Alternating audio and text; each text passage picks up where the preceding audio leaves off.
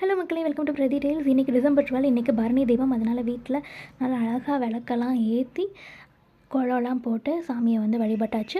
கார்த்திகை தீபம் எதுக்கு கொண்டாடுறாங்கன்னா நிறைய காரணங்கள் இருக்குது. அதில் முக்கியமான காரணம் வீட்டில் வந்து இருள் விலகி ஒளி பிரகாசமாக வந்து ஒளி வீசணும் அப்படிங்கிறதுக்காக தான் விளக்கு ஏற்றி வந்து கார்த்திகை தீபம் கொண்டாடுறாங்க. அதே மாதிரி சிவபெருமான வழிபடுறதுக்காகவும் வந்து நம்ம தீபம் வந்து கொண்டாடுவோம். இன்றைக்கி பரணி தீபம் ஏற்றணும்னா நிறைய முன்னோர்களோட ஆசீர்வாதம், நிறைய நல்ல நல்ல பலன்கள் வந்து இன்றைக்கி ஏற்றும் போது கிடைக்கும். சில பேர் 3 நாளுமே ஏற்றுவாங்க, இன்றைக்கி நாளைக்கு நாளான்னைக்கு.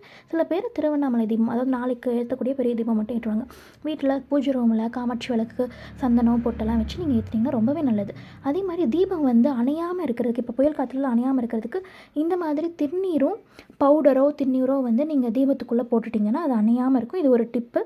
அதே மாதிரி எண்ணெய் வந்து கீழே கசிஞ்சு விழுந்துட்டுருக்கோம் இல்லையா, அதாவது தீபம் வச்சோம்னாலே கீழே வந்து எண்ணெய் வந்து ஒழுகிட்டுருக்கும். அதுக்கு இந்த மாதிரி வீட்டில் இருக்கிற நெயில் பாலிஷ் எடுத்து பின்னாடி இந்த மாதிரி நீங்கள் பெயிண்ட் அடித்து எடுத்து வச்சுட்டிங்கன்னா, காய வச்சு ரெடியாக எடுத்து வச்சிட்டிங்கன்னா எண்ணெய் வந்து ஒழுகாது. அதே மாதிரி நம்ம வந்து தீபத்துக்கு சந்தனம் மஞ்சள்லாம் வைப்போம் இல்லையா, நம்ம நார்மலாக வைக்கிற மெத்தடுக்கு இந்த மாதிரி நீங்கள் வச்சு பார்த்தீங்கன்னா ரொம்ப அழகாக வந்து அந்த சந்தனம் வந்து அழகாக வந்து படியும். ஸோ வந்து பார்க்குறதுக்கும் ரொம்ப அழகாக இருக்கும், ஈஸியாகவும் நம்மளுக்கு வேலைய முடியும். ஸோ வந்து இந்த மாதிரி நம்ம வந்து தீபத்துக்கு அலங்காரம் பண்ணிக்கலாம். இதெல்லாம் வந்து சின்ன சின்ன டிப்ஸ்.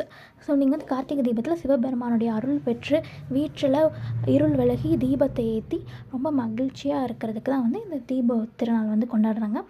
ஸோ வந்து இந்த சின்ன சின்ன டிப்ஸ் வந்து இந்த வீடியோவில் ஆட் பண்ணியிருக்கேன். இது எல்லாமே கண்டிப்பாக உங்களுக்கு யூஸ்ஃபுல் ஆகும்னு நினைக்கிறேன். இது நாளைக்குன்னு மட்டும் தீபம் ஏற்றுறீங்க அப்படின்னா கண்டிப்பாக இந்த டிப்ஸ் எல்லாம் ஃபாலோ பண்ணுங்கள். ஸோ வந்து இந்த மாதிரி வீட்டில் வந்து நம்ம இந்த மாதிரி விளக்கு மட்டும் அந்த ஒளி மட்டும் பார்க்குறப்பவே வந்து மனசில் வந்து ஒரு நல்ல ஒரு மன நிம்மதியும் சந்தோஷமும் வந்து கிடைக்கும். எத்தனை பேர் கார்த்திகை தீபம் வருதுனாலே ஒரு எக்ஸைட்மெண்ட்டோட வீட்டில் வந்து நீங்கள் டெக்கரேட் பண்ண ஆரம்பிச்சிருவீங்க, கோலம் போட்டு அதை வந்து உங்களுக்கு மனசுக்கு பிடிச்ச மாதிரி அலங்காரம் பண்ண ஆரம்பிச்சிருவீங்க அப்படிங்கிறத மறக்காமல் கமெண்ட் பண்ணுங்கள்.